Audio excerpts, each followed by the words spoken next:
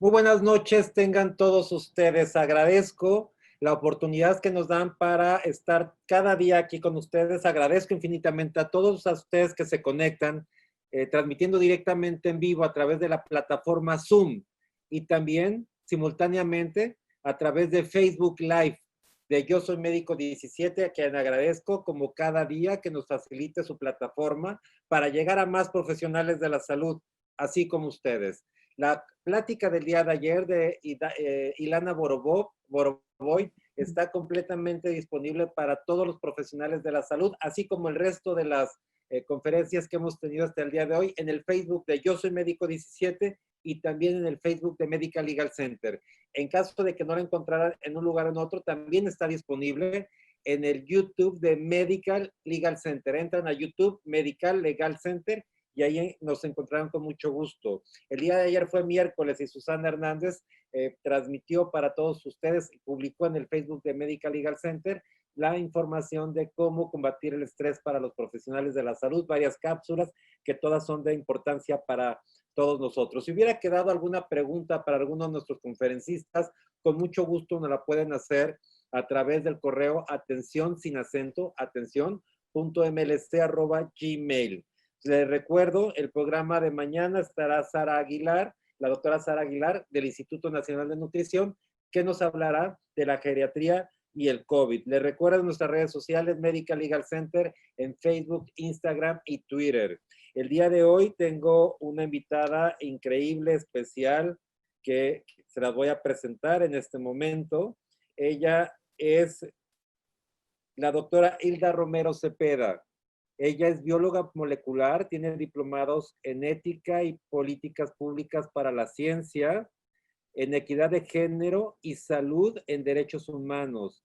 Es docente investigadora nivel 7, miembro titular del Comité Institucional de Ética y de Investigaciones de la Universidad Autónoma de Querétaro, coordinadora de la maestría con ética aplicada, investigadora principal y académica de la maestría en bioética, ética de las investigaciones para el consorcio Clarkson University, St. George University y la Universidad Autónoma de Querétaro, entre otras muchas actividades. El día, ¿sí o no? ¿No, verdad? Sí, así es, así es. Gracias.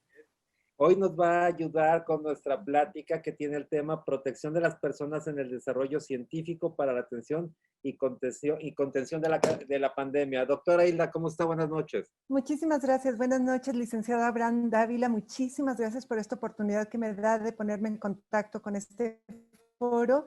Y quisiera empezar agradeciéndoles también a todas y todos los participantes de este foro porque una de las mejores posturas éticas profesionales que tenemos es la preparación continua.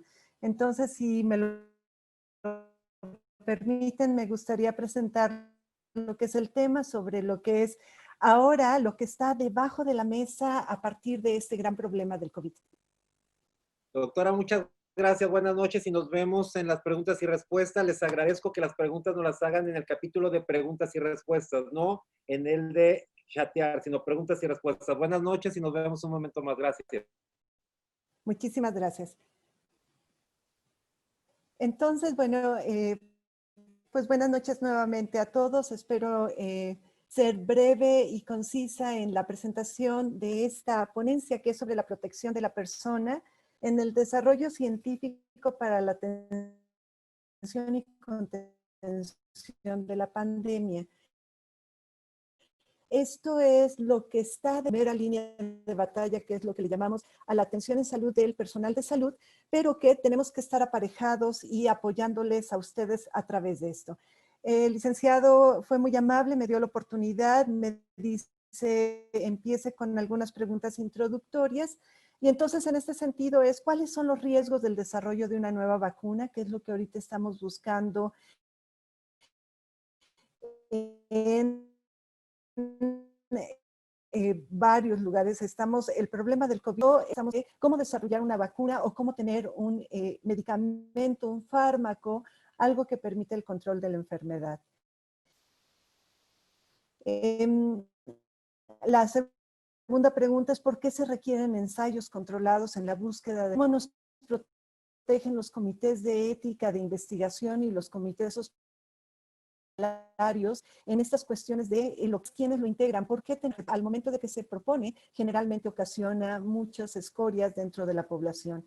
Y sí es seguro, en este caso, participar como voluntario en una investigación en el desarrollo del COVID. Quisiera mostrarles, esta es la cara de México, esta es la cara de América Latina, esta es la cara del Caribe. Ustedes y yo la vemos todos los días, en cada momento, en cada esquina, en cada situación que nos permite recordar que en México tenemos 50 millones de personas en diferentes niveles de pobreza y que ustedes y yo somos privilegiados, solamente el 0.7% de la población tenemos una formación profesional y sobre todo de alto nivel, pero entonces se entiende por qué la comunicación a veces entre las personas es difícil. De hecho, se ha postulado que a nivel internacional el personal científico y personal profesional debemos de hablar al nivel que tiene la mayoría de la población y en nuestro caso serían 7 grados académicos, o sea, la forma en que nos debemos de comunicar con la población en México es como si estuviéramos hablando con jóvenes, hombres y mujeres de lo que es el primer año de lo que es la secundaria. Cuando estamos hablando de los protocolos de actuación en investigación, reconocemos que existen dentro de las muchas clasificaciones, 3 clasificaciones que son importantísimas comprender en lo que estamos haciendo. La historia natural de la enfermedad es aquella que a lo mejor por ignorancia, porque es la primera vez que la tenemos, porque definitivamente no tenemos accesos a materiales, a reactivos, a protocolos, a forma de investigación, generalmente nos permite documentar de manera descriptiva cómo se presenta una enfermedad, cuáles son los síntomas e incluso llevarlo a cuál es la forma en que la gente muere.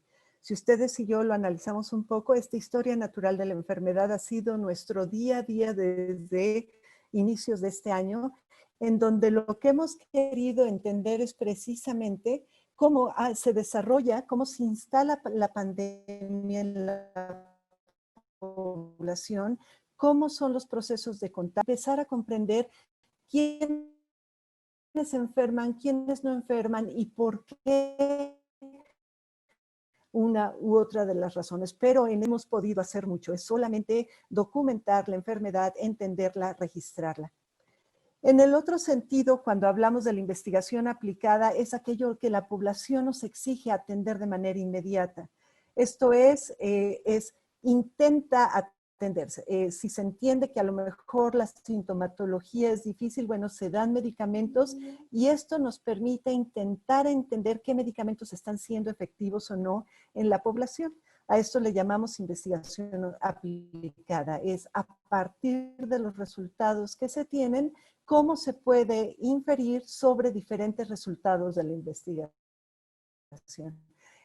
Y por supuesto, reconocemos que el Rolls Royce de la investigación es la investigación básica, que nos dice cuál es la estructura del virus, si intuye cómo se conforma la cápside de este virus, si es fácil de romper o no esta cápside, etcétera. Todas estas cuestiones que hacen válido lo que a lo largo de la historia natural de la enfermedad y la investigación aplicada nos permite ir entendiendo a la enfermedad.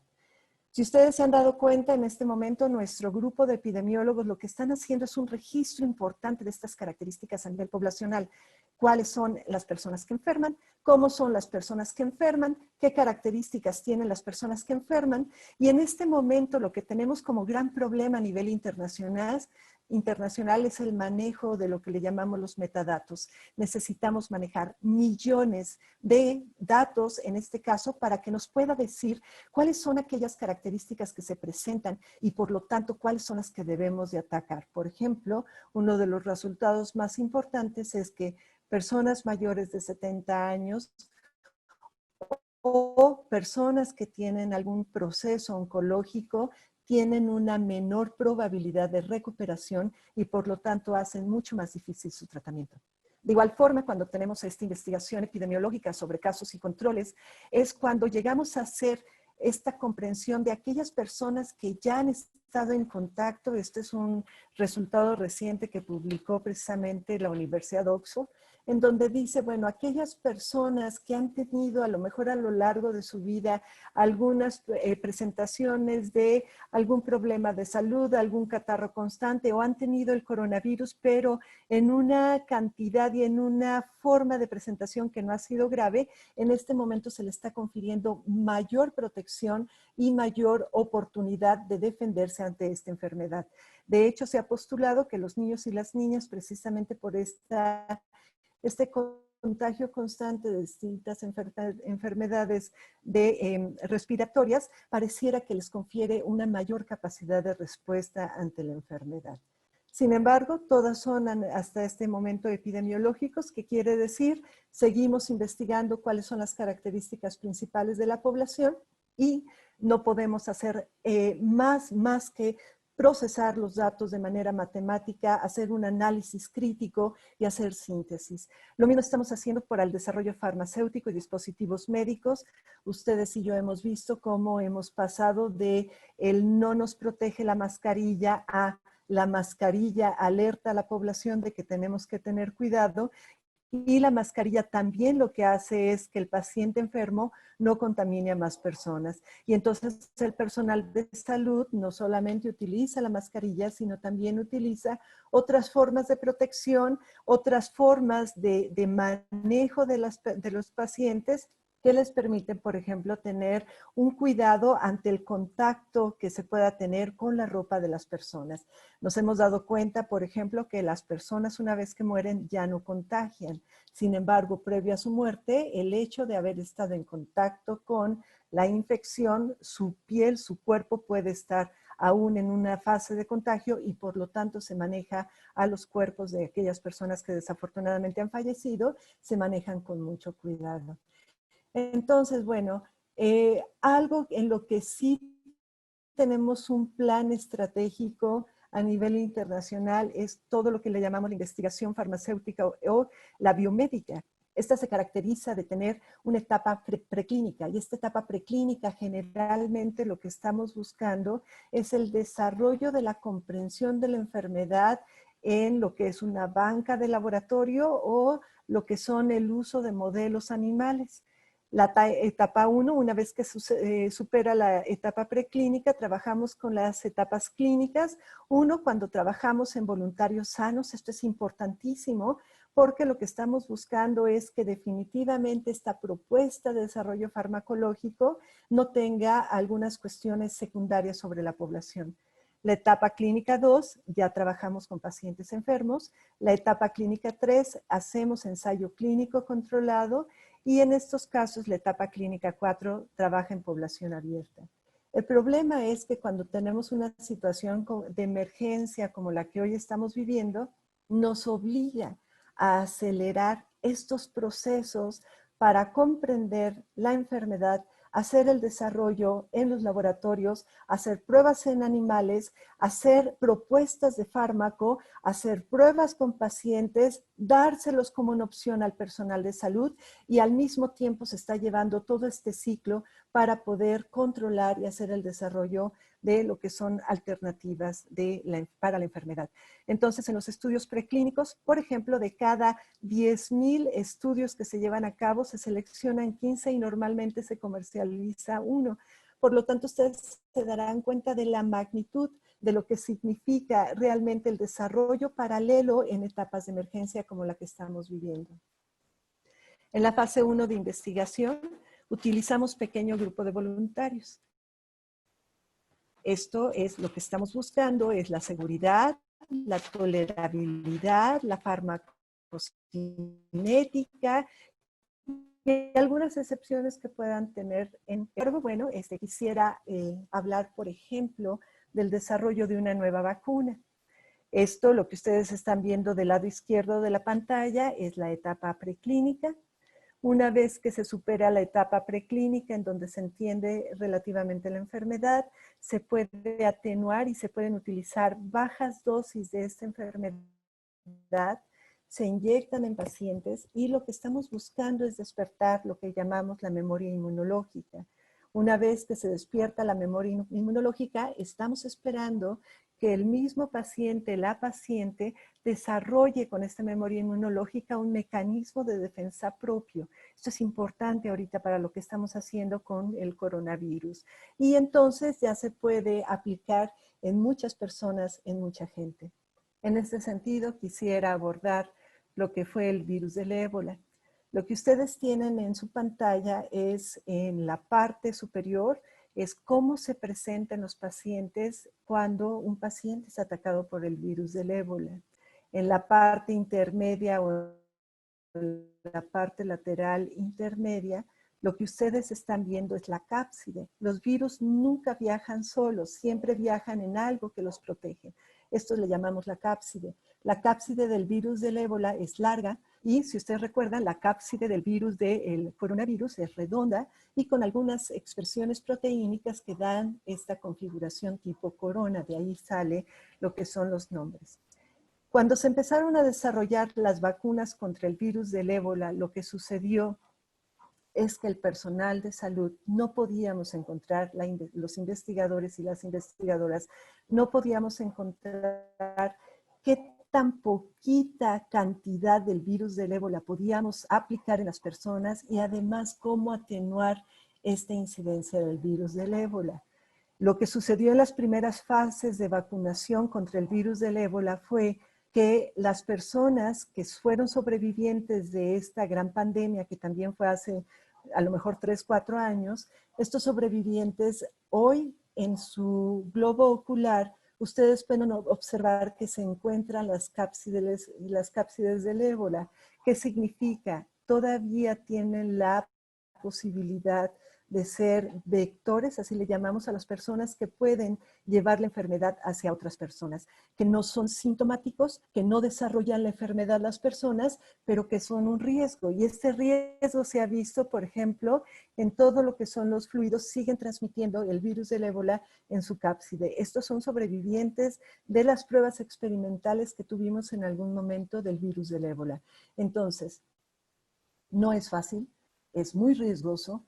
Aquellos y aquellas personas que decidieron participar en estos protocolos es porque tenían mucho riesgo. Por ejemplo, el personal de salud que estaba laborando en África, ellos y ellas fueron voluntarios para poder tomar estas primeras vacunas. Sin embargo, esto quiere decir que si yo no tengo ningún tipo de protección, cualquier protección o cualquier posibilidad es bienvenido. Y es cuando empezamos a confrontar algunos problemas de tipo ético. ¿Qué tanto debemos arriesgar a nuestra población para esto? En este momento, lo que se está llevando a cabo es un protocolo a nivel mundial para desarrollo de vacunas. Específicamente lo que se está utilizando, por ejemplo, le llamamos la vacuna de Oxford, es el catarro de chimpancé que tiene una ingeniería genética para que no se esparza de una manera autónoma lo que es el virus, y con este virus del chimpancé se está vacunando a la gente. De las críticas éticas que se llevaron a cabo es que la primer población seleccionada para esta primer vacuna fue la población de África. Ellos en África tuvieron 400,000 muertes el año pasado por malaria y hoy se está investigando si malaria más coronavirus les quita o les da mayor oportunidad de vida a esta población. Pero África son pueblos que son de alto nivel de marginación y de alta pobreza. Por lo tanto, se está cuestionando en la ética internacional si son el grupo adecuado. Como una respuesta a lo que hizo Inglaterra, Gran Bretaña, fue utilizar 10,260 personas de todas las edades, adultos mayores, niños y adultos, jóvenes también. En estos, hasta ahorita los resultados es que aquellas personas mayores de 70 años, las vacunas no han sido tan efectivas como las personas más jóvenes. Y además que un pequeño estudio en monos ofrece la nota de precaución. Se encontró que la vacuna protege contra alguna neumonía, pero no elimina el coronavirus de la nariz. Entonces, son de los resultados preliminares que se tienen, y en ética internacional, el hecho de que hoy participen voluntarios de Gran Bretaña está disminuyendo la crítica internacional que se tiene en estas pruebas primeras sobre estas vacunas. Entonces, también que se pregunta, ¿cuánto es suficiente para pagar a nuestros participantes en protocolos de investigación? ¿Cómo deberíamos de compensar a aquellos que participan en protocolos de investigación. Por ejemplo, no sé si ustedes lo saben, pero si ustedes y yo tenemos un seguro de gastos médicos, este acaba cuando entramos a un protocolo de investigación porque se incrementan los riesgos a lo que sería nuestra vida común y corriente. Por lo tanto, legalmente caeríamos en un problema de no protección de aquellos seguros y entonces el Estado empieza a tener la obligación de protegernos en este sentido. La fase 2 de investigación, ahí se trata, y si ustedes se están dando cuenta, lo estamos viviendo en este momento con pacientes que tienen ya la enfermedad. Si se dan cuenta, entonces, esta emergencia internacional que ha parado la vida de 200 países, nos está llevando a no esperar el 1, el 2, el 3, el 3 y el 4 al mismo tiempo, porque es urgente que tengamos estos resultados. Como ejemplo, lo que les puedo decir es que la Organización Mundial de la Salud, a iniciativa también del presidente de Costa Rica, echó a andar un programa que se llama Solidaridad. Y este programa de solidaridad lo que significa es que los resultados de todos los proyectos o protocolos de investigación que se echan a andar en 35 países, esos resultados son para uso de todos los países voluntarios. Y lo mismo, los resultados en términos de desarrollo farmacológico de vacunas son también de uso para 35 países. En este momento hay una vacuna que ya se desarrolló, que es una vacuna que maneja el RNA, pero el RNA es una de las cosas más inestables a temperatura ambiente. Por lo tanto, esta vacuna, antes de ser aplicada, necesita estar conservada a menos 70 grados centígrados. Eso es una realidad muy lejana para los países de América Latina y para nuestros hospitales. Difícilmente tenemos refrigeradores y congeladores con temperaturas de menos 15 grados centígrados. Cuando se exige menos 70 grados centígrados para esa vacuna que se desarrolló, entonces se está ubicando un protocolo específico en donde se usa nitrógeno líquido que incrementa enormemente el precio de la posibilidad. Por lo tanto, si ustedes lo comprenden igual que yo, eso estaría fuera de la posibilidad de los países que conformamos el proyecto de solidaridad. En este proyecto de solidaridad, trabajamos 400 hospitales en 35 países en donde existe la prueba en 3.500 pacientes. ¿De qué prueba? De 4 tratamientos. Esto está publicado en Lancet en este año. Es Remdesivir, es Lopinavir, pero además con interferón beta, y es el hidroxicloroquina de la cual hemos hablado en distintos momentos. De este último, lo que sí sabemos en este momento es que es totalmente aleatoria la respuesta que da en algunas personas. Así como en algunas personas la saca adelante, en otras se ha estimado una mayor tasa de mortalidad en su uso. Entonces, bueno, lo que estamos buscando son las diferencias en estos medicamentos. Algunos de estos 3.500 pacientes recibirán uno de estos 4 tratamientos. Sin embargo, es como una especie de rifa. Puede ser que es el tratamiento que menos posibilidad tiene de recuperar a nuestros pacientes, y si nuestro ser querido es el tratamiento que recibió, por supuesto que es la persona que va a perder mucho tiempo en lo que se prueba que el medicamento no fue efectivo. Eso nuevamente, entonces, es importante que se trabaje lo que son los criterios de inclusión, quiénes van a estar ahí, que realmente sea aleatoria la forma en que se seleccionan a los pacientes con estos distintos tratamientos, pero sobre todo que cuando veamos una reacción no adecuada de nuestros pacientes podamos detener el protocolo de investigación, más allá de ganar en términos de quién va a publicar algo científico, darle mayor valor a la vida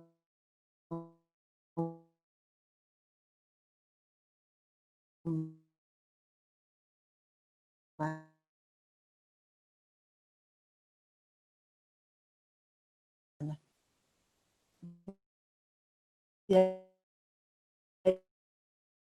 Y que es muy importante la preparación de nuestro personal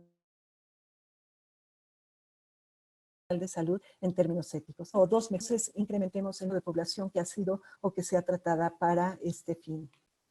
La fase 4, finalmente, es la fase, son las muestras gratuitas que recibimos, y estas muestras lo que estamos esperando, y hay que educarnos nosotras y nosotros y educar a nuestros pacientes para que, como todavía están en esta fase 4 de experimental, que en cuanto tengan algún efecto secundario lo hagan saber a su médico o médica tratante para poder hacer el cambio y hacer un registro de los resultados del uso de este medicamento.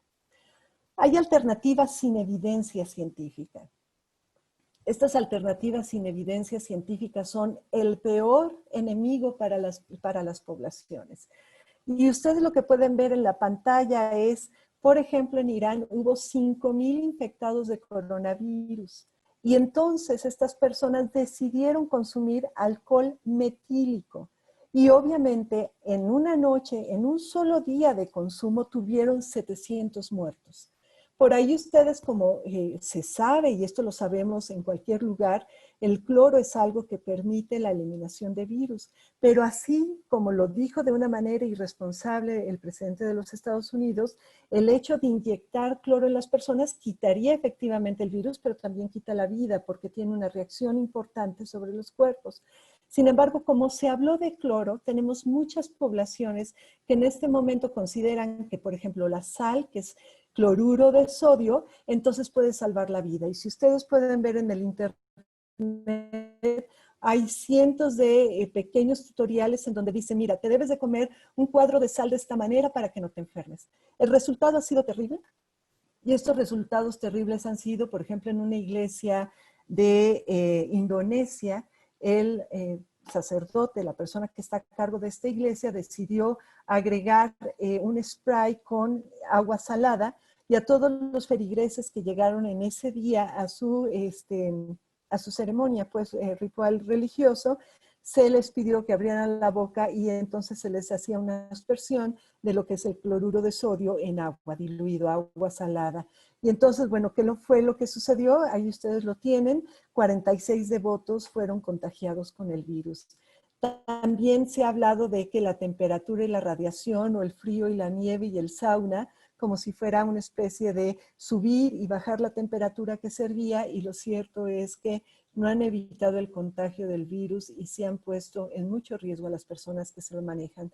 De ahí la importancia de la selección de la información que se debe de manejar a nivel poblacional, porque puede ser muy riesgosa para nuestra gente. ¿Qué hacemos entonces los protocolos o qué hacemos con nuestros protocolos de investigación? No trabajan solos, al igual que el personal de salud no trabaja solo en un hospital. Existimos lo que se llaman los comités de ética de investigación y los comités de ética hospitalarios. Hay personas preparadas, yo represento 2 programas de maestría, uno de especialidad, y así sucesivamente estamos preparando a la gente a nivel América Latina, el Caribe, para que realmente seamos una guía y un apoyo de la conciencia del médico o del personal de salud y del investigador.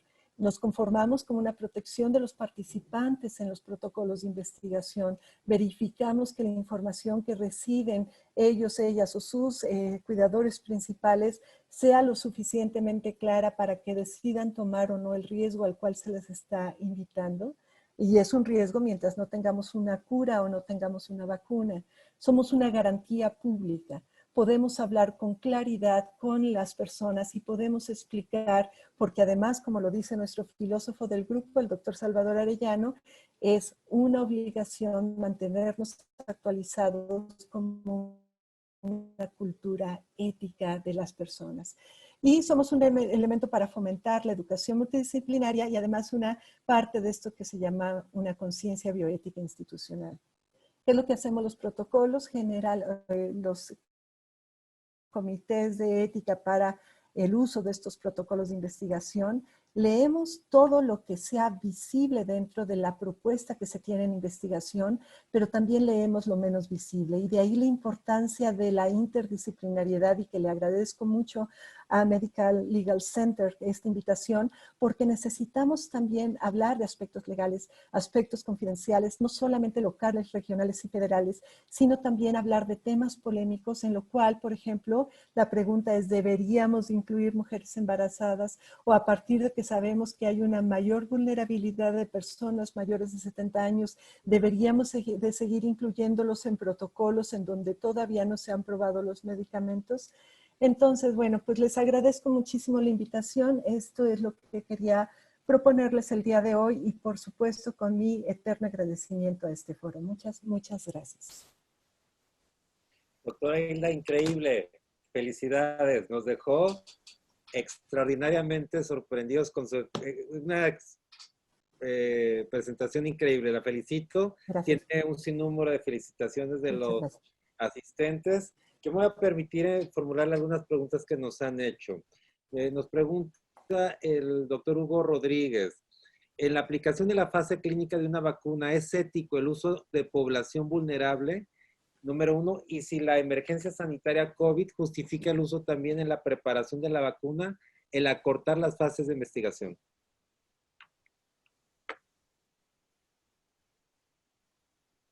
Doctora. Sí,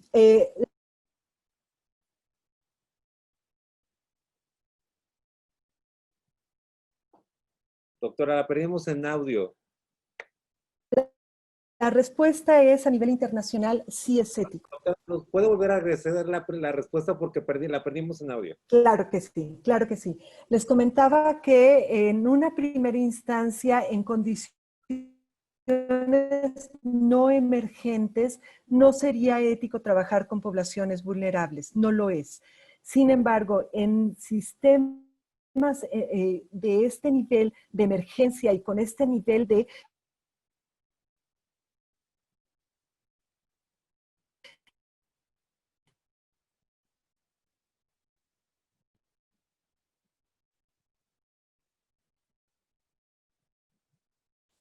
Doctora Hilda, parece que la perdimos otra vez, se paralizó su imagen. Algo que podríamos hacer, doctora, si me escucha, es intentar, quizás el video está consumiendo demasiado datos. Entonces, podría apagar la pantalla del video y solamente hablar o verificar que no esté ningún otro aparato conectado en su alrededor. ¿Sí nos escuchará? Doctora, de acuerdo, ya ¿nos puede hablar, doctora? A ver si la escuchamos. Seguimos sin escucharla. Increíble plática, sorprendido de todo lo que implica un tema de investigación de una vacuna. Doctora Isla, ¿nos escucha?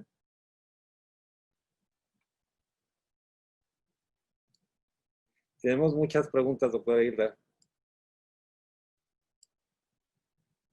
A ver, vamos a ver si podemos ayudarla. quité mi imagen para ver si así se quita menos el Ahora sí la problema. escuchamos. Ya la escuchamos, doctora. Platíquenos, ahora sí. Sí, entonces le comentaba que lo que hacemos es precisamente buscar que no tengan una mayor afección las poblaciones altamente vulnerables.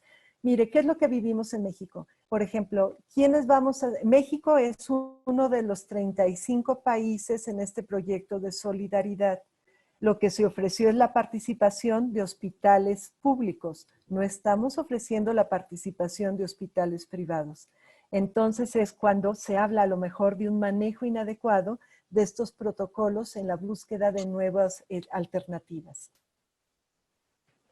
De acuerdo. Doctora, y entonces, otra pregunta que nos hace el doctor José Antonio Mora, que me dio un fuerte abrazo, nos pregunta cuánto tiempo, desde su punto de vista, podría tener una vacuna confiable para ser utilizada con seguridad.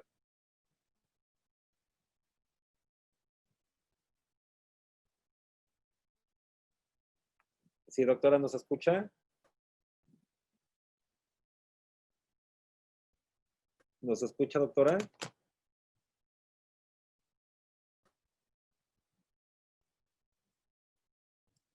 Doctora Hilda, a ver, vamos a ¿Cómo ves? ¿Se escucha mejor, licenciado? Ya. Ahora ya la escucho, ahora sí, ahora sí. Doctora, nos pregunta el doctor Mora, Sí. ¿en cuánto tiempo cree que pudiéramos tener una vacuna confiable que pueda ser utilizada con seguridad? Ya tenemos 3 vacunas, licenciado. Estas Ok. 3 vacunas ya están trabajando en el mundo. Una tiene RNA, que es de muy alto costo su manejo porque requiere nitrógeno líquido para su conservación. La otra vacuna es la que está siendo utilizada para estos chimpancés que tiene ingeniería genética y que ahorita está en una de las fases más bajas para buscar que no tengan afectaciones a las personas. Y lo que más se está buscando, no tanto la vacuna, sino la aplicación de, ustedes recordarán, pacientes que ya pasaron la enfermedad, que desarrollaron un sistema inmunológico de respuesta ante el problema, entonces se está utilizando como una alternativa para tratar a nuestros pacientes gravemente enfermos. El problema de este último caso es que en México ya usted empieza a ver que existen ofertas de 15,000 pesos para quien pueda donar 1, 2 o 4 unidades de pacientes recuperados de sangre para que podamos obtener el plasma y se pueda transferir esto. Esto es un error también, porque ponemos en peligro a la población ante el hecho de que cuando sepa que un paciente está recuperado, ante la desesperación de la población, se pueda hacer una obtención inadecuada. Entonces, lo que propone Costa Rica específicamente es hacer el uso de estos anticuerpos, pero desarrollados en caballo, por ejemplo. Oiga, súper bien. El doctor Hugo Rodríguez nos pregunta, ¿cuáles son los retos desde el punto de vista ético que tienen los investigadores ante tratamientos farmacológicos sin vacunas ante esta pandemia? Son muchos los retos. Uno es la forma en que seleccionamos a las personas. 2 es la forma en que se les invita a participar. 3 es cómo podemos manipular el nivel de desesperación que tienen las familias ante estos pacientes. Todo esto tiene una situación ética detrás. ¿Qué significa una situación ética? Puede haber una manipulación en la información que se les dé para que participen en algo en donde estamos seguros que todavía no tenemos una confianza en el tratamiento. Entonces, en otras de las partes es ante un rechazo al tratamiento, en un protocolo de investigación se debe de mantener lo más tiempo posible, porque a lo mejor se rechaza en el día 1, pero en el día 8 ya tenemos respuesta del paciente, pero eso puede costar la vida. Entonces, ¿cómo saber cuándo el protocolo debe de parar en un paciente? Doctora Hilda, nos preguntan también la doctora Cachón y la doctora Sandoval, ¿cuál es su opinión del tratamiento de la ivermectina y, a su vez, de macrocit y Daxón? Si no me equivoco, es la propuesta que está haciendo Rusia para el tratamiento de pacientes con COVID. Y en este caso, Rusia dice que sí tiene un resultado adecuado y que se puede utilizar en pacientes. ¿Cuál es el problema? La temperatura durante el día en Rusia no es la misma temperatura durante el día que en México. El estado nutricio y las condiciones de salud en Rusia no son las que son suficientes en México. Entonces, deberíamos de hacer pruebas, ensayos clínicos controlados en México y en América Latina para ver si realmente este tratamiento que se está generando en países nórdicos y fríos puede servir en nuestra población. Súper bien. Doctora, nos preguntan, dice, ¿considera usted que a pesar de las mutaciones del virus o sea, mi pregunta es, primero, ¿está documentado y se sabe que realmente el virus ha mutado o es solamente una hipótesis? Y la segunda, en tal caso, me preguntan igual, ¿eso dificulta el proceso de la obtención de una vacuna? Los virus están mutando constantemente, esa es una característica de los virus. Tenemos por aquí a una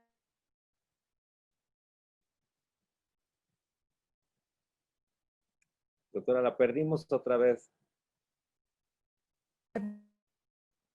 viróloga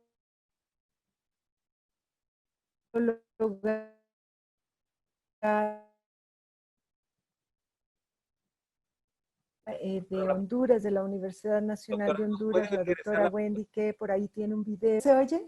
¿nos puede regresar la respuesta? Porque la perdimos la mitad de la respuesta. Claro que sí.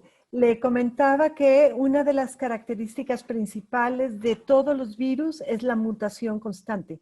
Por lo tanto, esta mutación no la podemos parar. Lo que sí no ha cambiado en el virus es la expresión de la proteína S de Spike.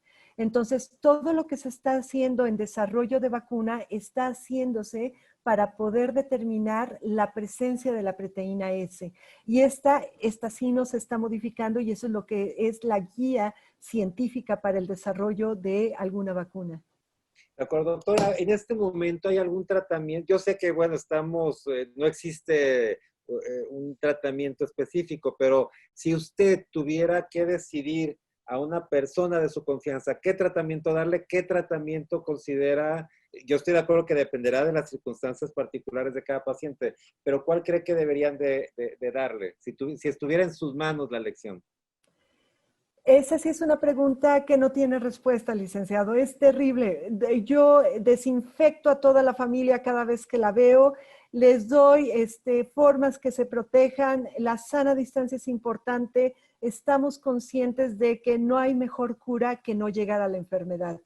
Y si llegáramos a eso, yo creo que a lo mejor empezaría con la hidroxicloroquina y después con el remdesivir, pero eso lo tendría que hablar con el médico tratante. De acuerdo, el doctor Jesús Mateos nos pregunta, hoy en día, dice, tiene un gran reto los investigadores, dice, hay tanta información, artículos, hay tanta información que de repente esto lo contemplan los comités de ética, digo, un día dicen una cosa, otro día otra cosa, ¿usted qué opina? ¿Cómo que están haciendo los comités de ética? Pobre de ellos.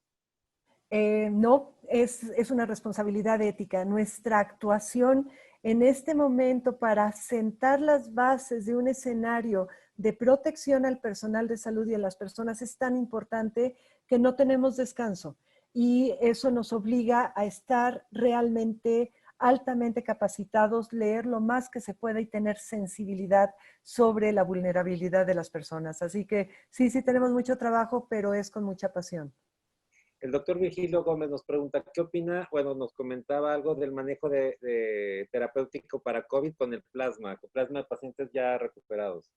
Sí, me gusta la idea, pero me gusta la idea de Costa Rica. En un país en donde la gente desaparece, es un peligro difundir que pacientes recuperados pueden ser la salvación de pacientes enfermos. Es un peligro. Entonces, yo invitaría mejor a que manejáramos el hecho del desarrollo de estos anticuerpos en animales modelos, como lo son los caballos que han tenido una buena respuesta y que esto pueda servir para la población. Sí, estoy a favor. Doctora, ¿usted sabe si el gobierno federal ha disminuido el presupuesto en investigación médica, en investigación farmacológica, por ejemplo? Sí. Por ejemplo, mi grupo de investigación hemos propuesto 3 proyectos que tendríamos respuesta en enero o febrero de este año y es momento que no tenemos un resolutivo y tampoco hay un financiamiento aparejado. Entonces, sin embargo, nuevamente, necesitamos hablar de no hacer culpable a una o dos personas. Es algo que está parando económicamente a 200 países, que no nos hemos podido desarrollar una cura ni una vacuna y entonces la gente no sabe qué hacer. ¿Cuál es la invitación para el gremio científico? Sigamos haciendo lo que podamos hacer con la mejor de las formas en términos científicos y en términos éticos y tener mucha paciencia. Realmente es como cuando el padre o madre de familia sostén una familia, se queda sin trabajo, no estamos sabiendo actuar. Entonces, lo mejor que podemos hacer es hacer lo que nos corresponde a cada una o cada uno de nosotros. Muy bien, felicidades. El doctor Daniel Camargo nos pregunta, ¿se está trabajando de manera paralela en materia de política pública emergente, considerando las aportaciones de los expertos que lo atienden desde el ámbito clínico? Sí, excelente pregunta. Sí, sí estamos trabajando en políticas públicas. Algo que les quisiera comentar Por ejemplo, alguno de los desarrollos de estas nuevas políticas públicas es en términos de protección a nivel seguridad nacional. ¿Por qué? Lo que se ha visto a lo largo de la historia de la humanidad es que cuando pasan situaciones de este nivel, bastaría que se utilice, a eso se le llama bioterrorismo, que se utilice, por ejemplo, la misma pandemia, el mismo virus del COVID, para hacer un uso inadecuado como un arma en contra de gente en forma masiva. Entonces, de las primeras cosas que se desarrollan, sobre todo en Europa, son mecanismos de protección ante el bioterrorismo que se genera al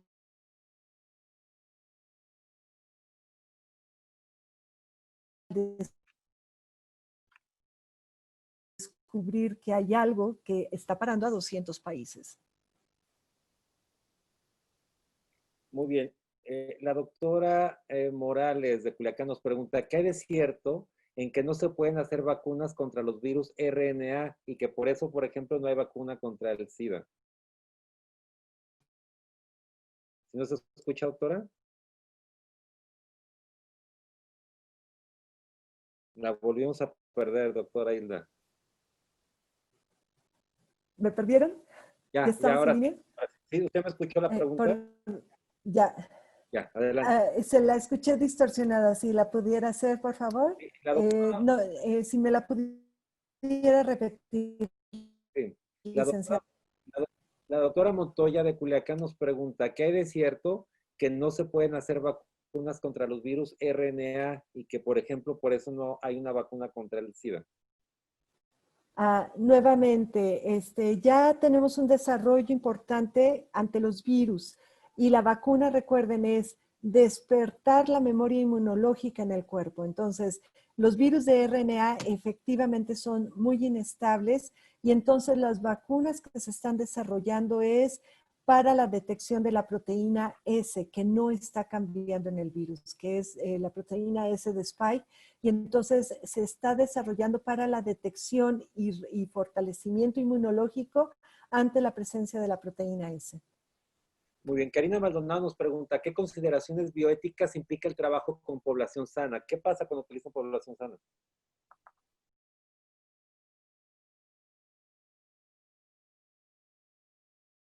Doctora Isla, la volvimos a perder.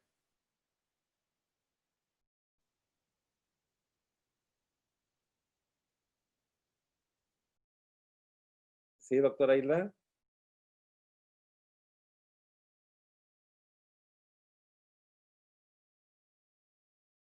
Doctora Isla. Ahora vamos a ver si la ayudamos desde aquí. Vamos a hacer algo ahorita. Doctora Hilda. ¿Sí me escucha, doctora Hilda? Bueno, en lo que la doctora Hilda en lo que regresa, tenemos muchas preguntas más, particularmente relacionadas con el tema de la vacuna. Nos preguntan también una muy buena pregunta, ¿se tendría que vacunar cada año? Doctora Hilda, ¿ya nos escucha? Parece que ya la tengo aquí. Ya le escucho, Ya, licenciado. ¿Me escucha usted? ya la escucho, ahora sí. De acuerdo, doctora. ¿Escuchó mi pregunta? Sí, sí, sobre la consideración ética sobre pacientes sanos. Sí. Efectivamente, mire, en una primera instancia lo que haríamos los comités es invitar a participar a personas de un estado de salud lo más sano que se pueda, adultos jóvenes con un estado nutricio adecuado, con un estado de salud adecuado, lo que le llaman aparentemente sanos. Esa sería nuestra primera opción. Sin embargo, en este momento se está aplicando en adultos mayores y en niños, esto es en Inglaterra, y se está ofreciendo a cambio de estas pruebas en pacientes sanos, bueno, pues una compensación por su participación, que esa es la parte a veces riesgosa. ¿Cuántos de nosotros por una cantidad de dinero no participaríamos en algo? Pero además también lo que se les está ofreciendo es un protocolo de cuidado clínico paralelo.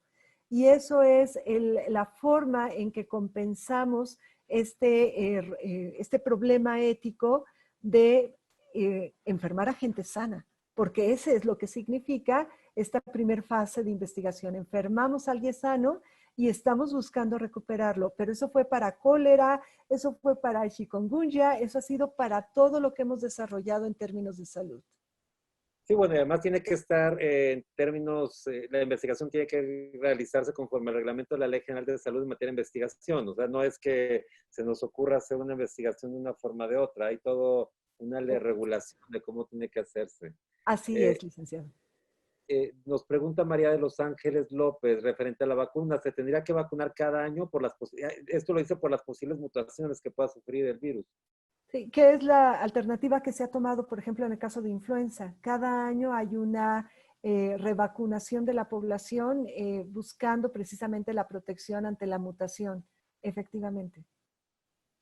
O que nos pregunta el doctor Miguel Ulloa y Mario Flores, ya nos dijo que es útil el tema del plasma, pero es definitivo. Y número dos, ¿esto ha servido para elaborar vacunas o serviría? Todavía tiene un uso que no está confirmado. Tenemos casos de éxito en donde la aplicación del plasma en pacientes enfermos ha permitido incrementar la probabilidad de recuperación y en algunos casos los ha recuperado. Sin embargo, se está produciendo en grandes cantidades en modelos animales como en los caballos y esto lo que está es, al parecer, está atenuando lo que es la agresividad de la enfermedad, pero todavía no podemos discutir en este momento como un éxito total. Muy bien. Marisela Escadeño nos pregunta, desde su punto de vista, yo sé que no tiene una bolita mágica, doctora Isla, pero una bolita mágica, pero ¿qué considera que tengamos más avanzado en el mundo? ¿La aparición o el desarrollo de una vacuna efectiva y segura o algún medicamento que pueda ser efectivo? Lo más avanzado en este momento pareciera ser la vacuna de RNA, pero es absolutamente inaccesible para poblaciones como la nuestra. Entonces, en nuestro caso, es más adecuado hablar del uso de medicamentos, de fármacos.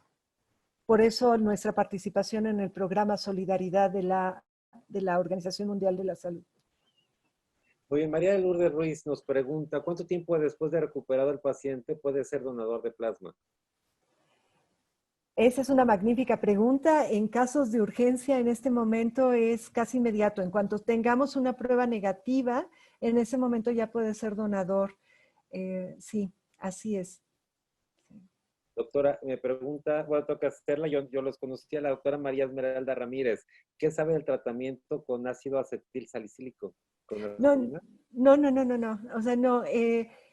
La enfermedad tiene toda una fisiopatología que permite lo que es el colapso del sistema respiratorio y permite lo que es también la aparición de coágulos sanguíneos. Y por eso mismo se propuso que a lo mejor manteniendo la dosis con aspirina como en los pacientes con alguna afección cardíaca pudiera servir ante la enfermedad, pero no, estamos hablando que esto aparece después de un colapso de tipo respiratorio. Entonces, no es ni preventivo. En este momento no tiene validez el hablar de anticoagulantes para mejorar el pronóstico del paciente. No en este momento. Sí, nos pregunta Emma Leiva, en el caso de la citromicina contiene fenilalanina. ¿Existe algún estudio farmacológico actual que se estudiara este fenómeno de intolerancia alérgica a fenilalanina y además el impacto que puede tener inmunometabólico ante fenilcetonuria Tonúricos, fenilcetonúricos. diabéticos, insuficiencia hepatorenal? Sí, no se ha investigado al respecto. No tengo notificación al respecto. De acuerdo. Se ha probado el doctor Carlos Barrera, se ha probado otro medicamento que se sabe que no hace daño al ser humano y que pueda neutralizar al virus de acuerdo a la estructura química del virus.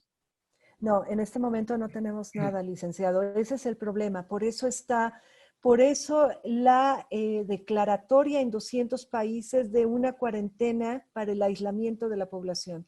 No tenemos todavía algo que sea preventivo ante el problema. Ok, doctora, el doctor Rodolfo Cuevas nos dice, ¿es ético utilizar la ivermectina aun cuando sabemos que su uso autorizado es diferente al actual, por ejemplo? Eh, no, porque no tenemos algo que nos dé una validez científica, una evidencia para este uso del medicamento. Entonces, en esta desesperación pareciera que se está jugando al ensayo, al error, pero es muy peligroso en términos poblacionales. Sí. Bueno, sí, dice, a la fecha proponen el uso de plasma humano de pacientes que evolucionan de manera favorable del coronavirus. ¿Qué tan seguro es? Le comentaba hace unos momentos, ha sido muy aleatoria la respuesta. En algunos procesos en donde se ha aplicado el plasma, se ha atenuado la severidad de lo que es la enfermedad en el paciente. En un solo caso, cuando menos aquí en el estado de Querétaro, se ha hablado del éxito del uso del plasma, pero insisto, es muy peligroso en términos poblacionales hablar de esta posibilidad. Por favor, manejen el uso de anticuerpos de caballo o de otros modelos animales, no de un... Sí, el doctor Francisco Santoyo, doctor Isla, nos pregunta, usted comentó algo de los riesgos de la vacuna. ¿Podría especificarles cuáles son los riesgos de una vacuna? humanos. Estamos ya con bastantes problemas para dar esta posibilidad a la población. Sí, sí nos escuchó, doctora. Doctora Isla, la perdimos. Doctora Hilda. Creo que lo volví a perder. Ya está, ya la recuperamos. Doctora, ¿usted sabe si hemos tenido, si han existido, se han recopilado experiencias exitosas de UAM, de Italia o de España? Pregunta María del Rosario.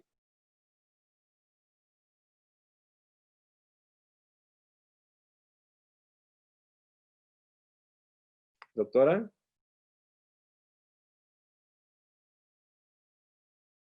Doctora Hilda. A ver, vamos a... Doctora Hilda.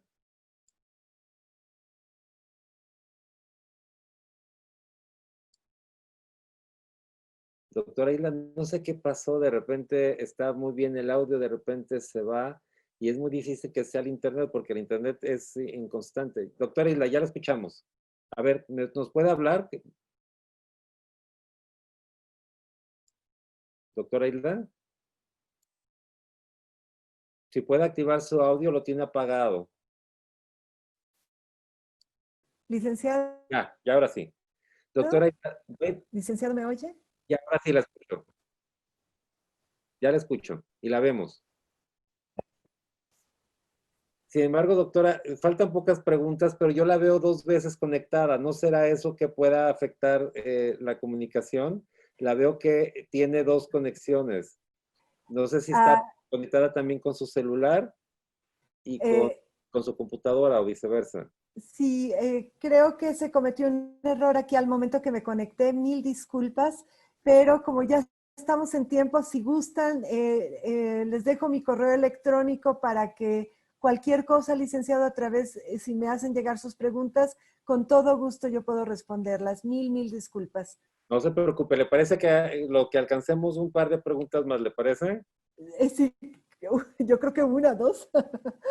Que Josafat Zárate nos pregunta, usted hablaba de un costo alto de la vacuna, ¿de cuánto considera que pueda ser ese costo?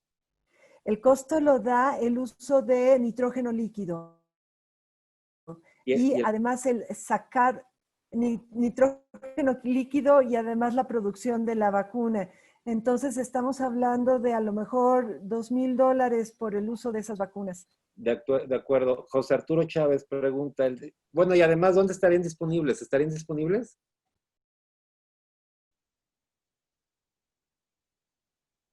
Digo, pedimos a la doctora Isla otra vez, ella nos comentaba que aproximadamente 2,000, $3,000, pero seguramente, digo, saber si alguien, y está el costo, pero habría que saber dónde están disponibles. Y también, Sí, sí, doctora, la escucho.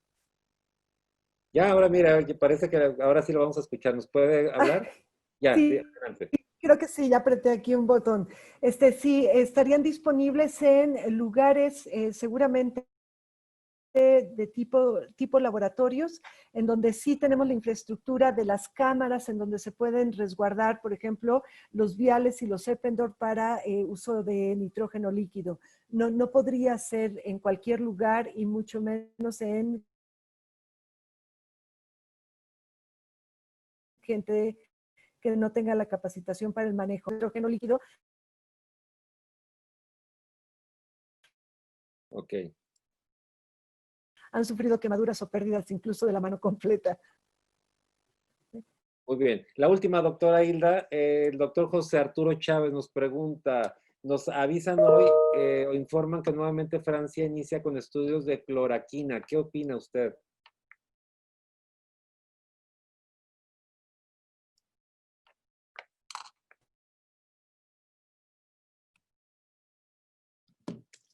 Híjole, qué lástima que tengamos esta mala comunicación, está excelente la plática, muy buena información. Seguramente tendremos que volver a invitar, doctora Hilda, ya que resolvamos este tema.